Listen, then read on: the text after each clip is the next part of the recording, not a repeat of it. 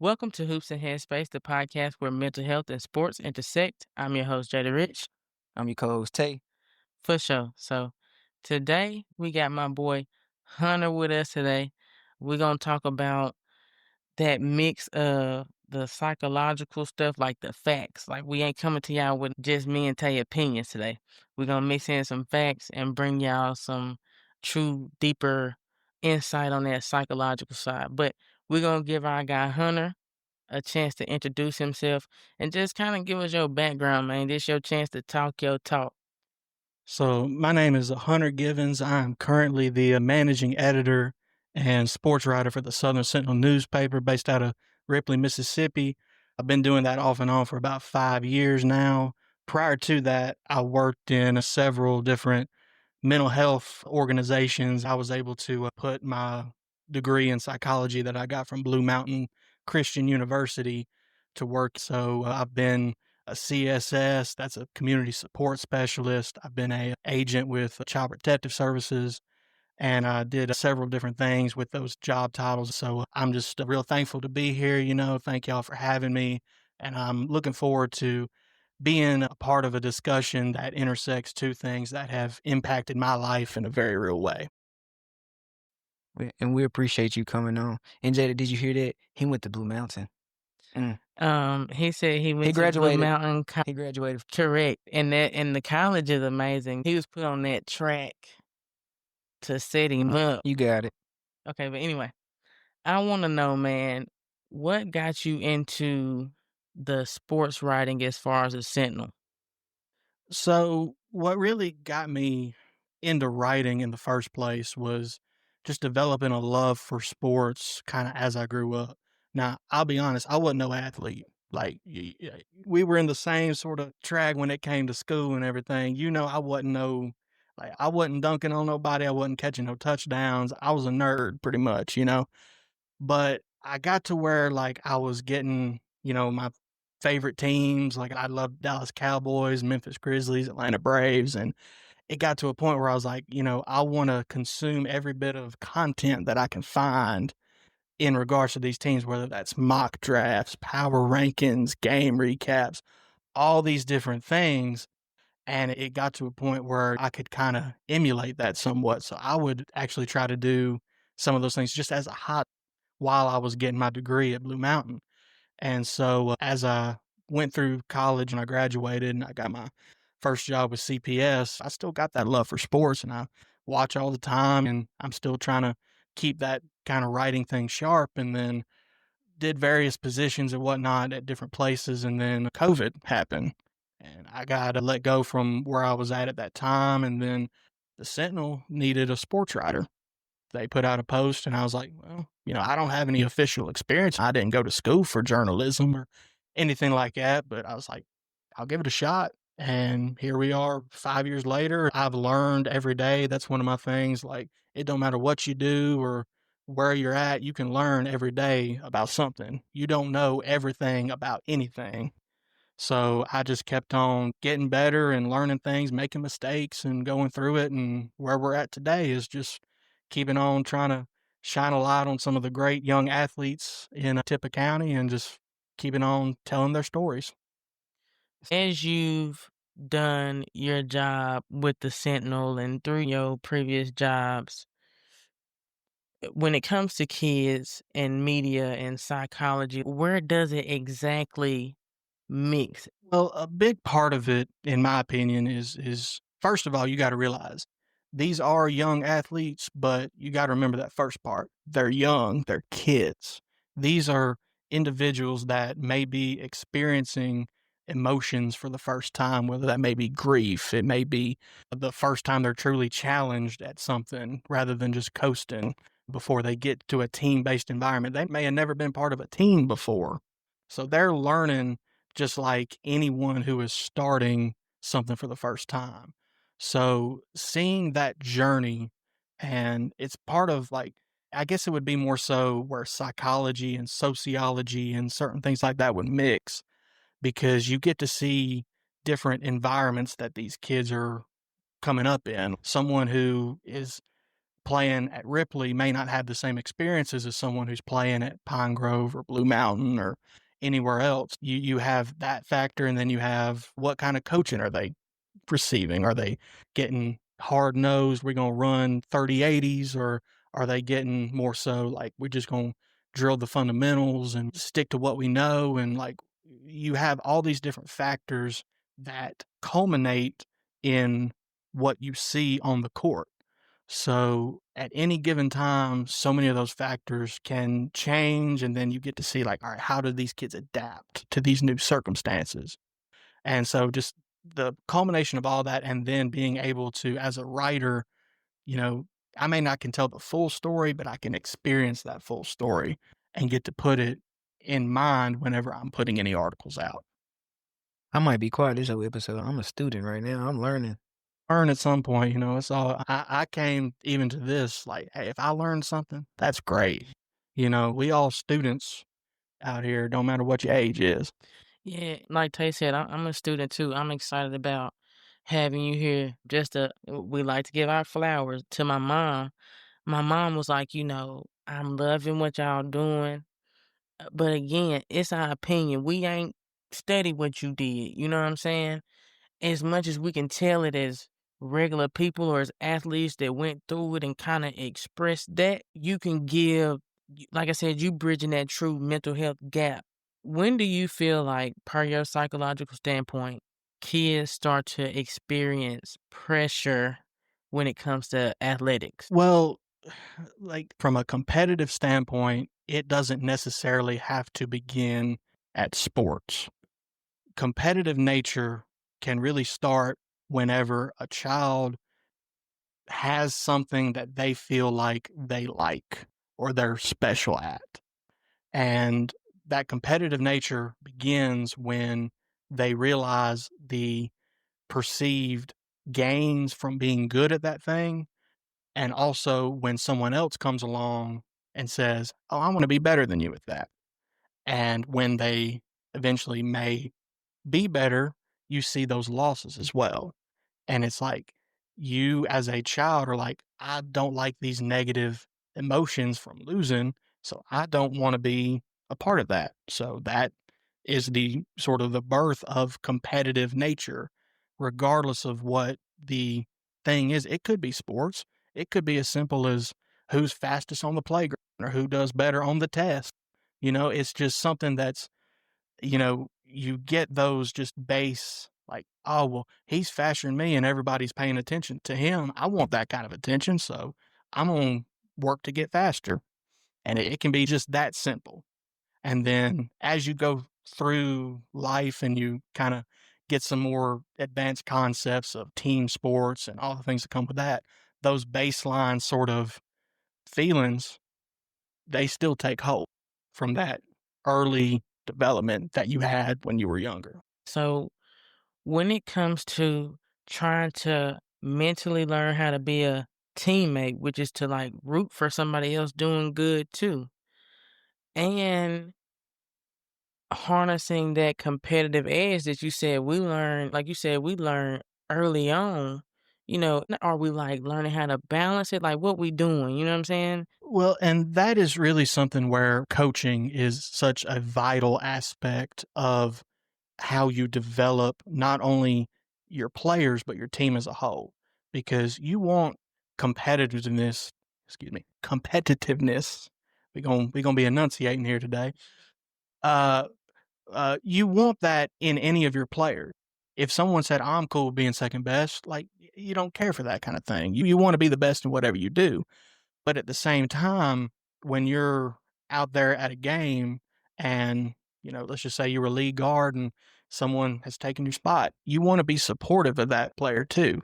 So good coaching and good, I don't even want to have it be a parental thing, but like a good figure that will teach you humility and being supportive in spite of it being a bad circumstance for you is so vital to the overall team concept of what you're trying to do whenever you go out for a game.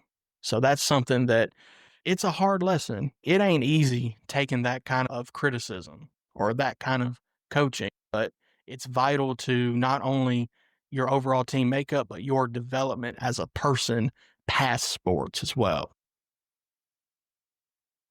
The kids compared to us, when you think back to us as kids,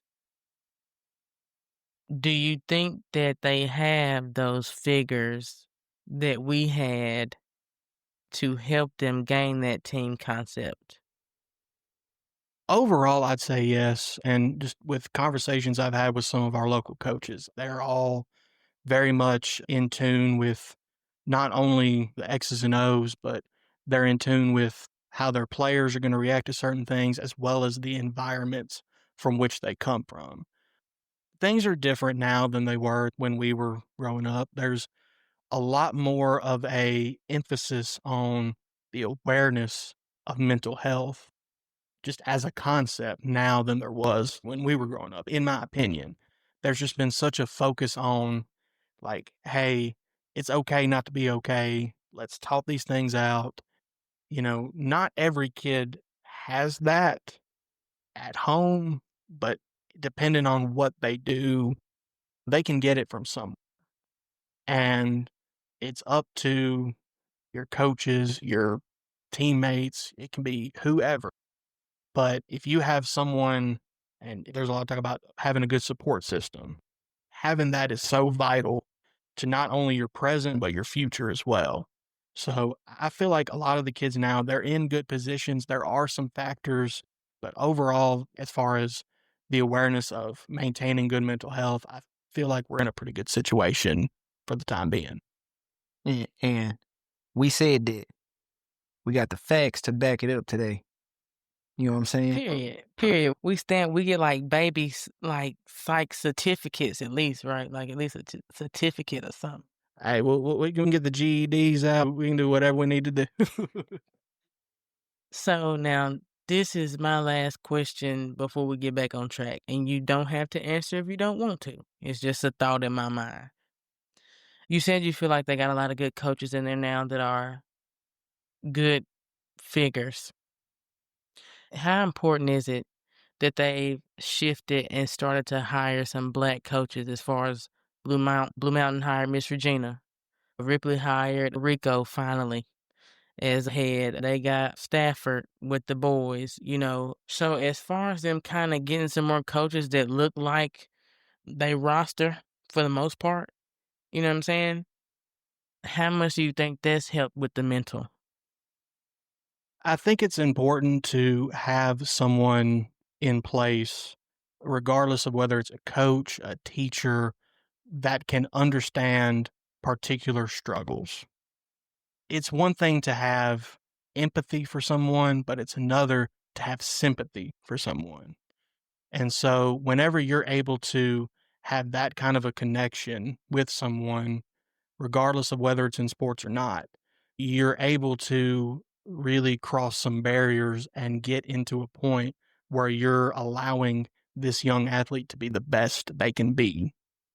So, having the right person in place, regardless of who you are, is so vital to not only the team's success, but their development as people as well.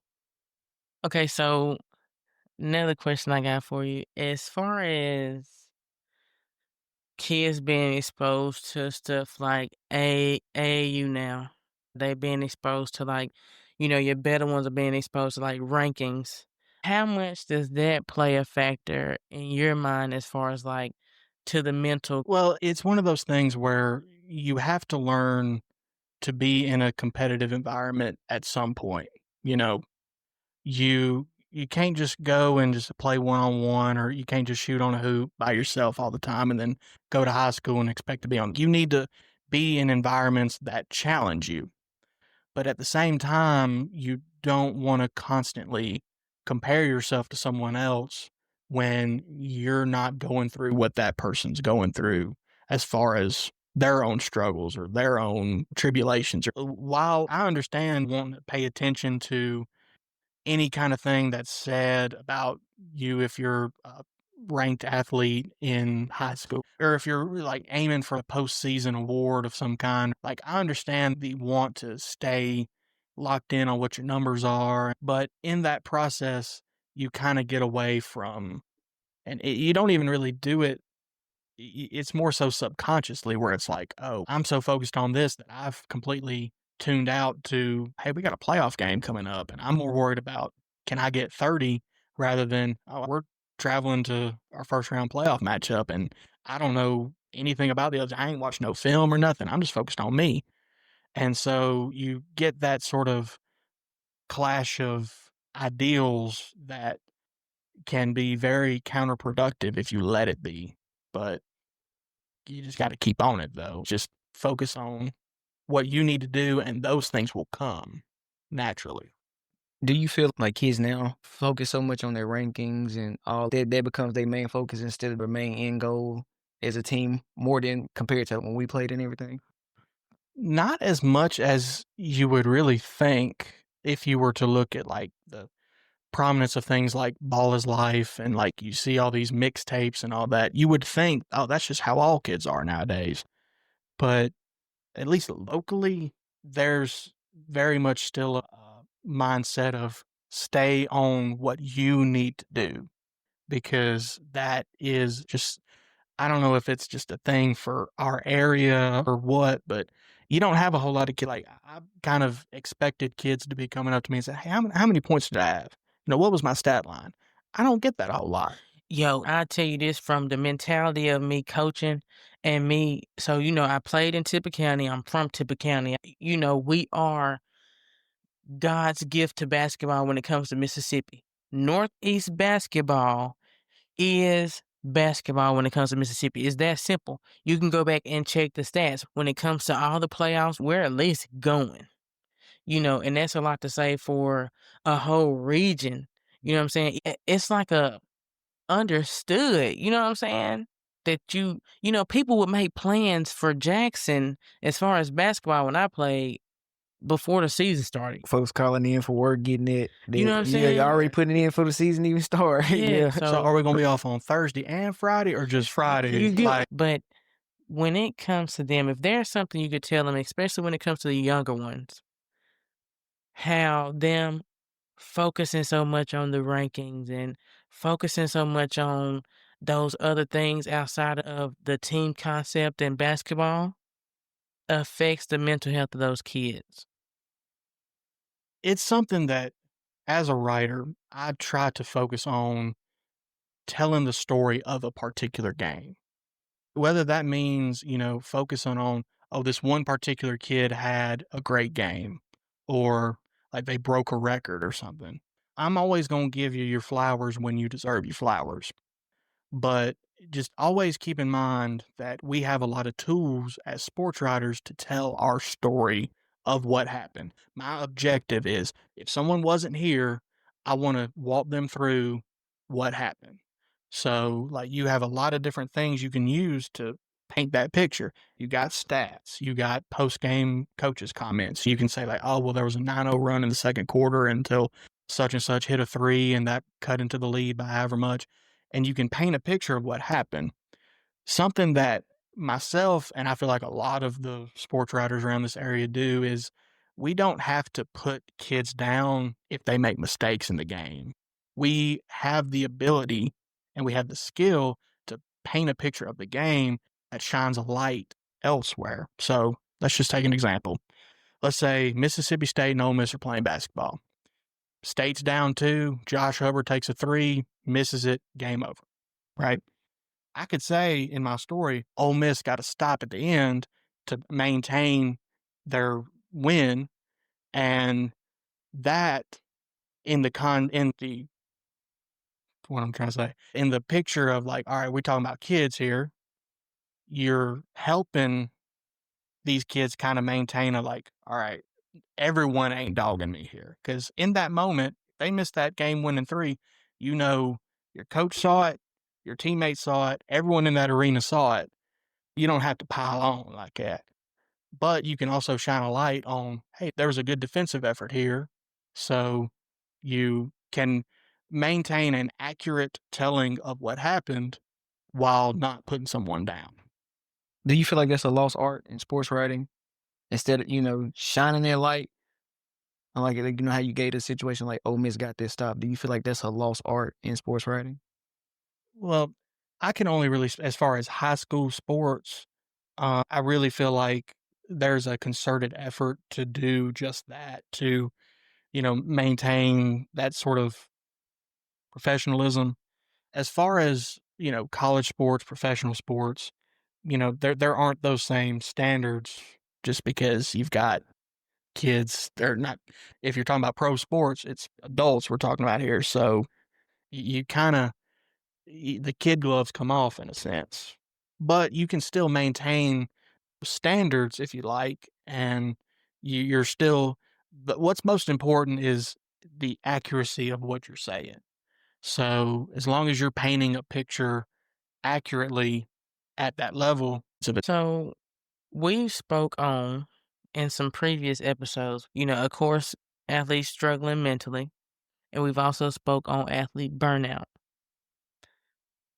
What are some signs as fans, coaches, parents, whatever, support systems that we can look for in our young athletes that may show signs of them struggling mentally or struggling with burnout? so one of the main things you can look for when it comes to trying to identify potential problems you may have with any of your student athletes is a change in demeanor. So a lot of people, when they hear that, they think, oh, it's someone who's normally super outgoing and they're always talking or whatever. And all of a sudden they've retreated within themselves, or they're just kind of off to the side. They're not really talking to nobody. And it can mean that. But what we're looking for is something that's atypical. So something that is a change from how this particular person normally acts. So it could be someone who's normally soft spoken and, kind of blend into the background a little bit. They're not very outgoing or whatever. And if they come into practice one day and they're yelling at everybody and they're saying, hey, you need to do such and such, and they're trying to cuss people out or something, that's atypical. So you can go up afterward and say, hey, what's going on? Just those little check ins like that can really go a long way into opening up whatever the stressor may wind up being at that particular time. And then kind of just follow up from there. What's some stuff we can look for that's not like as obvious? You know what I'm saying? Well, a lot of kids are creatures of habit. They like to be in a routine. They're typically, we just going to keep on the same sort of trajectory, and we're just going to keep on doing what we're doing. So anything that deviates from that, like, hey, little Johnny, they normally like to get an extra snack or something, and all of a sudden they're not even eating nothing. So we need to check in on that. Or, such and such normally likes to play with such and such, and now, they're not talking. It's little things that may not even be a sign of a real struggle, but it's something that you would rather follow up on something that's nothing than to not follow up on something that is something. You want to elaborate why you got so excited So I got so excited because I told him the same thing. on our first episode together? Was Yeah. the first on our first Mhm. episode? I was like, kids love a routine.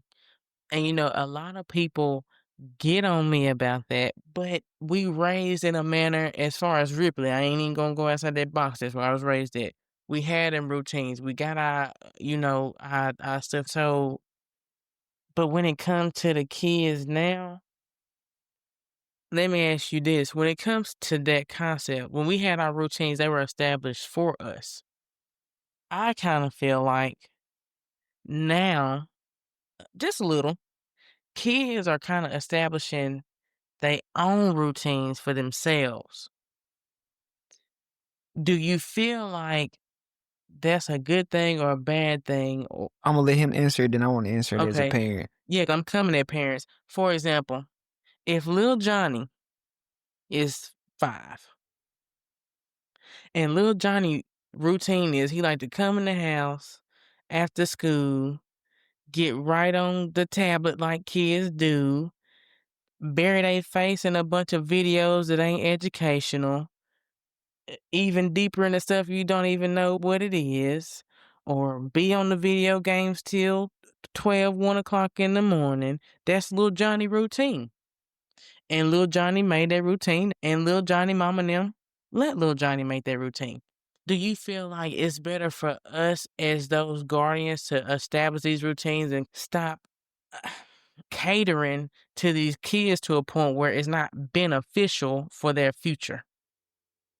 So and it's something that I routinely kind of had to deal with at my time at CPS because I don't have any children. I'd love kids someday, but I don't have any of my own. So I got the phrase, "Oh, you don't even have kids, so you wouldn't know what we're talking about here." Well, yes, I don't have kids, but I have been a kid. So I can go like, "Hey, what you're doing here, like we need to change this up." So when talking about routines, I think one of the things as a coach, as a parent, one of the things that you need to have, even if it's not necessarily a routine, is a standard. You have a standard that needs to be met in whatever you do. Now, the things you do to earn that standard, that may be like if you need whatever to get you to that point, ultimately you are the authority in the matter, being the parent or coach, whatever. But whatever gets you to that standard is what we are going to get you at. So it's more not necessarily being on a track, but being like in a place where, all right, we're going to do what we need to do to get you to this point. And whatever we got to do that is what we're going to do. You want me to answer it? Okay, got you. Run the question by me one more time.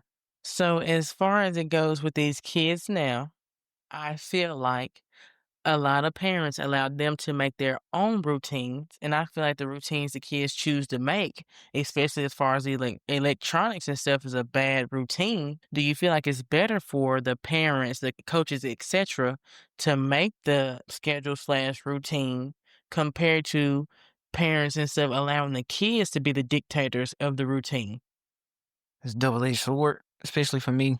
Obviously, I want Easton to handle business first, but at the same time, I want him to be able to stand on his own 2 feet when it comes to certain things.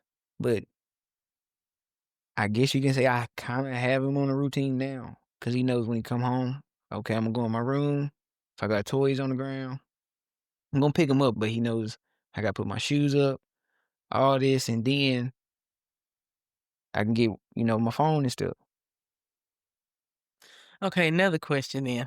At what point do you feel like these electronics the parents let these kids run to is a detriment? It is and I know we'll get into it later with social media and whatnot, but a lot of these things are such a detriment to the development of these kids' social skills. The technology in of itself is a tool to access these things. So there are guidelines you need as far as technology. You don't need to be playing video games till 1 or 2 in the morning and expect to be productive the next day. But it's ultimately like the pathways which technology leads you to is where my main gripe with technology comes in. So, which, I do let Easton get his phone, but he know, like, I gotta handle business first, and we do other things. I get what you're saying. It is a detriment for, like, their social skills, which I don't gotta worry about that with my son. He's very social. Too social for my liking. But it's one thing to be social in totality, and it's one thing to be educationally social. And I think that's where the issue lies. You're not able to be educationally social. When it comes to it's time for you to take those social skills. Yeah, you can talk. Kids can talk about dinosaurs and cars and whatever they watching on these videos. Can you educationally be social enough to translate that into reading, writing, arithmetic? That's the issue. You see what I'm saying? Yeah, and a big part of it also is being able to have a conversation and realize that your words may have a reaction that may not be just words, if you know what I mean. Like there may be a reaction that comes with the things you say rather than saying it on an app or whatever, where there may not be some immediate consequences to those words. And even with the stuff they watch, like with the drama in it, when they don't understand that, like the way that some of the kids talk to their parents, or the way they do some of the dramatic stuff in the videos, the clickbait stuff they do in those videos for kids, like when they try and transition it and they run into you and talk to you outside their neck, now you looking at them left. You let little Johnny watch Rebecca and them playing with the dinosaurs, talking like that to their parents. So when I bust the corner and I'm doing the same thing, what's the issue? You know what I'm saying? So that'd be the thing for me, but that's my gripe on that. So when it comes to the way they, again, sensationalize these swipes and looking at all this stuff, how do you feel like that culture of that changes their perspective of success and failure? Just for full disclosure, I've never liked social media, but in its current form, I absolutely detest it. We have gotten to a point with the development of these algorithms and how things like Twitter, Facebook, I still call it Twitter, I mean, X, whatever, is one of those things that not only promotes negativity, it incentivizes it. It brings it to the top to where if you're wanting the most eyeballs, just be negative, be a hater, be all these things. And whenever it comes to your ideal of success or failure in that sort of space, you can find, if you're big enough to have a following, you can find any kind of affirmation that you want. If you want positive affirmation, it's there. If you want negative affirmation, it's there. It can quickly become such an echo chamber to the type of feedback that you want that you're not getting actual constructive criticism to the point where you're actually constructing something. So it just becomes toxic sort of space that isn't helpful to anybody, really. What are some things that they can do mentally to kind of help them stay grounded? Well, and it's going to be something that you may not want to hear if you're a young student athlete. Get away from it for a little bit. Even if it's just deleting the icon off your home screen to where you actually got to go look for it. Have that little bit of a break to where you're just sitting back and you see reality for what it is rather than these people's perspectives of you. Because a lot of these people that are real big into the social media stuff have evolved to the point where they care more about what other people think about them rather than who they actually are. And so whenever you're to that point, reality becomes secondary. And you get to a point where it's like, what are you actually doing on a day to day basis to better yourself? Because it's clearly not anything of substance. Yeah, so like, yeah, because like at that point, you're not, as an athlete, you're not chasing that grind no more. You're not chasing becoming the best athlete. You chasing affirmations and likes through social media. I got asked a question. This has been a few months back, but I was talking with someone about, clips getting however many views, like 10,000, 50,000, 100,000. And they asked a question. I didn't really have a good answer. It was like, all right, if you're an athlete, would you rather have a clip of yours where you're dunking on someone, get 1 million views, or would you rather have a guaranteed scholarship? And I'm like, it used to be, I think you would have a pretty solid answer on that. Now, I don't know. Because some of these, I mean, not necessarily around our area as much, but just in general, I don't know what the gain of having that kind of a thing is. Like, okay, 1 million people saw you. Well, how's that going to help you with the rest of your life? What you going to do with that? Can you go buy something with that? Like, but a degree, a scholarship can to wherever, don't matter if it's a JUCO, D1, whatever, can help you out so much in life, and you would trade that for 15 minutes. I just I don't know the answer to that. I got a question for you. It's been sitting on my brain for me. In your field, we talk about having those dark moments and things like that. Have you ever had a moment like in your field where you self doubted yourself or anything like that? So in both fields, yes, but I'll go into specifics about my time at CPS because it was my first job out of college. That was where I interned at, was Child Protective Services. And you think that you are prepared to see some of the things that you may see in that field. Like you learn about it every day at school. You learn about like, all right, here's post-secondary traumatic stress. Here's these things that, you know, learn about to try to deal with. But then you actually go into some of these houses and you see these kids and the conditions that they're living in and what has been done to them. You get to a point where it's like, man, I don't know if I can take this. I don't know if seeing this kind of thing over and over every day is something that I can do, you know, and still have the ability to do my job, which is to ultimately protect these kids. So I'll be perfectly honest, I only lasted about 5 or 6 months in Child Protective Services. Even with my internship and everything that I thought was going to prepare me, I ultimately couldn't take seeing that kind of thing. And so for a long time, I was like, man, I failed at what I wanted to do. But the lessons I learned in that led me to different places. And while those aren't good memories that I had there, they were things that helped me throughout going through the various CSS jobs, even interviewing people, where it's like it helps develop empathy that you didn't think you were capable of giving someone that you don't know. And I wanna again, we about giving flowers. I wanna give flowers to you for doing that. And my soror, shout out to Quasia, she's still currently doing that, you know what I'm saying? So to even have the heart to do that. You have to have a heart of absolute, it's got to be gold and steel at the same time.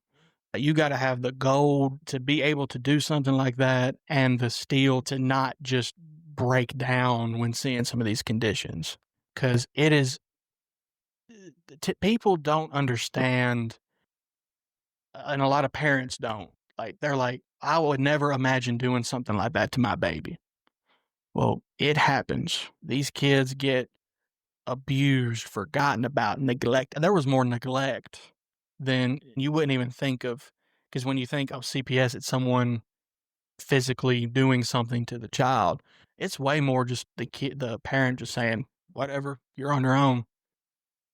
And it's just heartbreaking to see. And the people who are in that field deserve so much more than what they currently have when it comes to workload, the conditions that they are expected to enter, when it comes to compensation, just a myriad of things. They deserve so much more than what they currently have, and they deserve all the flowers in the world.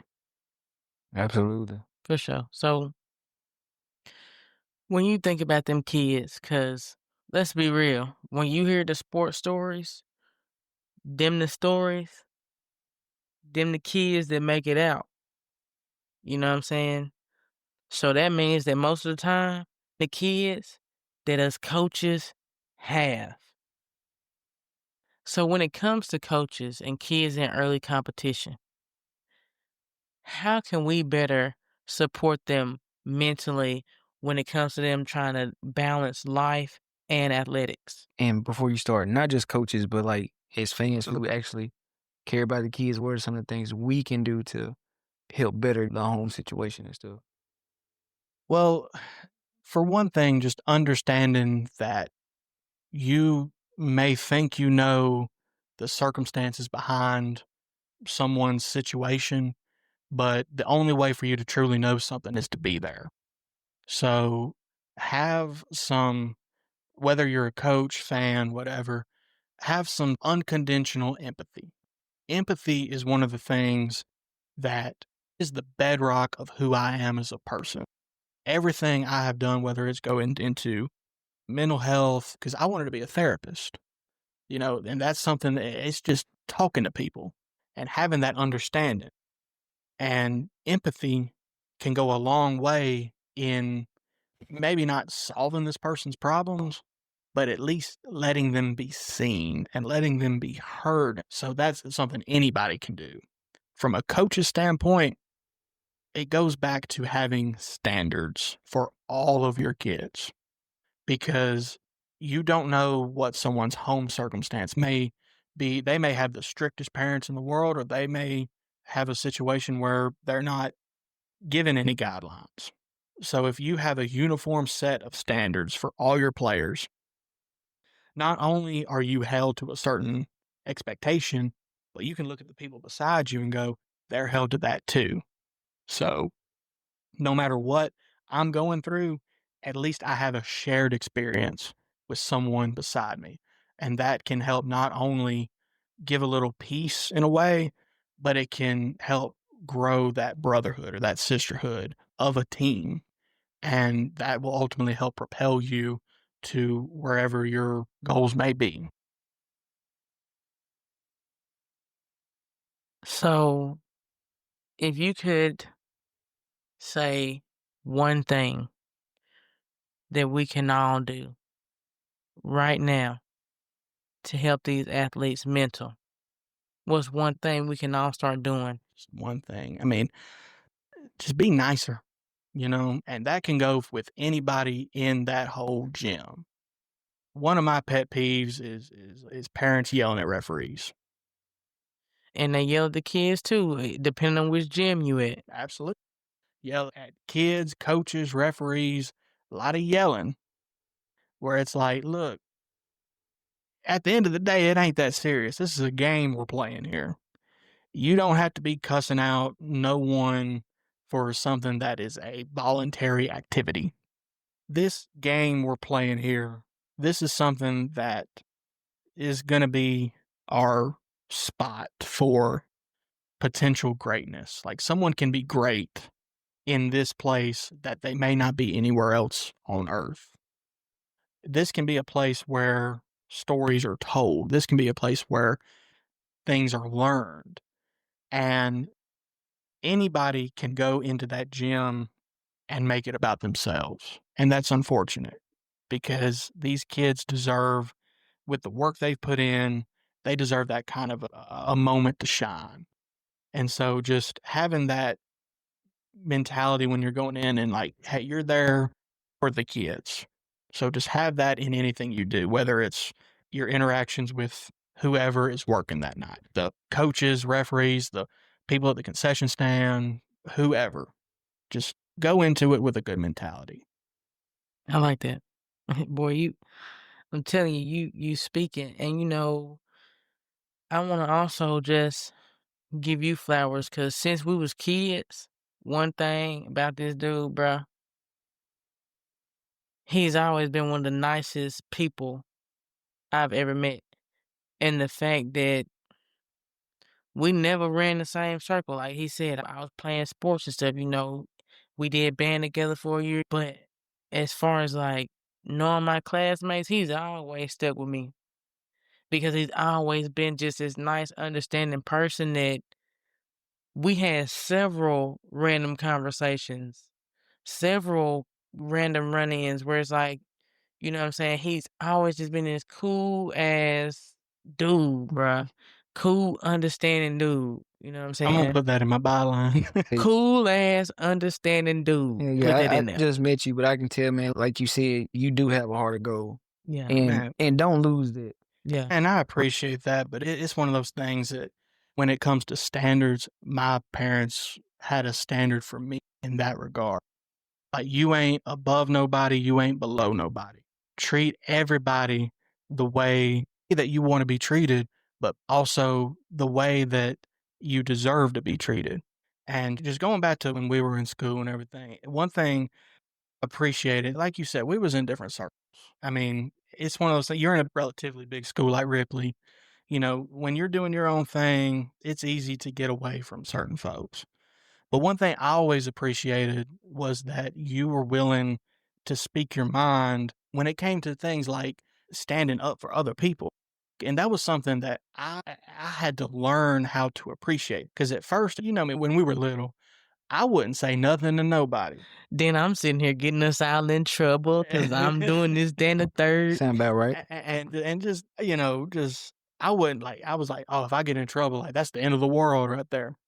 and you would be willing to stand up for not only yourself, but for the people around you, no matter what the consequence may have been.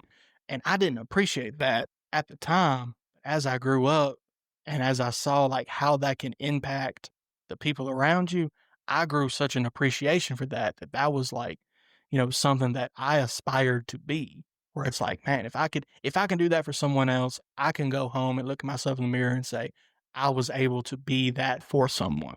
So I got to give you your flowers as well. I appreciate that, my guy. I appreciate that. And like I said, we just met, but you've been real nice to me so far and everything. So I appreciate y'all's hospitality and Yeah, everything. that's the yin to And my so, yang right so there. it's, We appreciate you coming through, like we really do. Cause like I said, we brought the facts for y'all. Yeah, so My that boy way, Hunter got him. and that way you can't say we just come with no opinions. We coming to you straight with the bottom line. You know what I'm saying?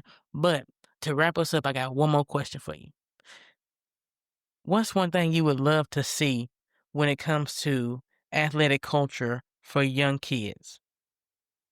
just an understanding that everyone is different. And that can go for a team building aspect as well as a mental aspect and understanding where kids come from. So when you got different kids, like they may develop different skills. It's just like, all right, if you're a post player, you ain't going to be shooting 30, 50 threes in a season or whatever. You have a role and we're going to develop you in this role. And then when it comes to your mentals, it's like, all right, here's who you are. This isn't who you're going to wind up being.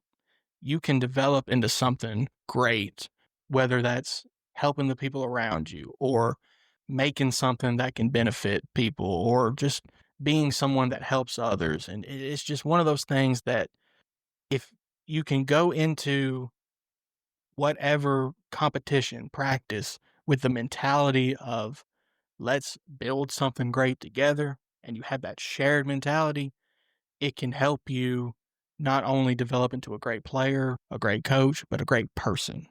I want to give you the opportunity to say your farewells. If you got something you want us to know, want the people to know as far as what you doing and what you got going on, this your farewell moment to talk that talk. You can let them know that you him when it comes to You know what I'm sports saying? writing. You know Hey, what I'm saying? this Get is it your off. farewell talk. Yeah, that get talk that off. Get moment. that off. Well, just in conclusion, I'm just grateful to be able to be somewhere that, I mean, it was like two of my things that intersect on a day to day basis, having a platform to talk about it. I mean, this is something that I've never done, but I am so grateful for the opportunity to be here and everything.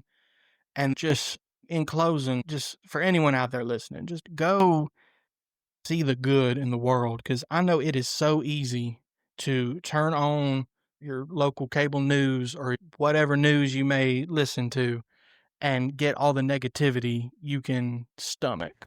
You see all the crime, all the things going on. Just go outside and see the good in the world because it is still there, no matter how dark things may seem. And you can find so many stories like that wherever you go.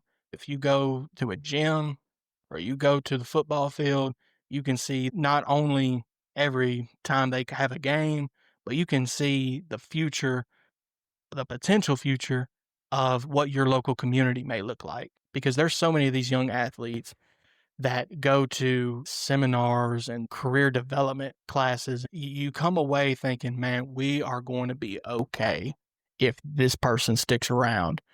And wherever they go in life, they're going to positively impact the people around them because they had the support of the people here. Hey, we thank you for coming. And we came to you today with the facts and the facts only, right here on Hoops and Headspace, the podcast where mental health and sports intersect. I'm your host, Jada Rich. I'm your co-host Tay. For sure.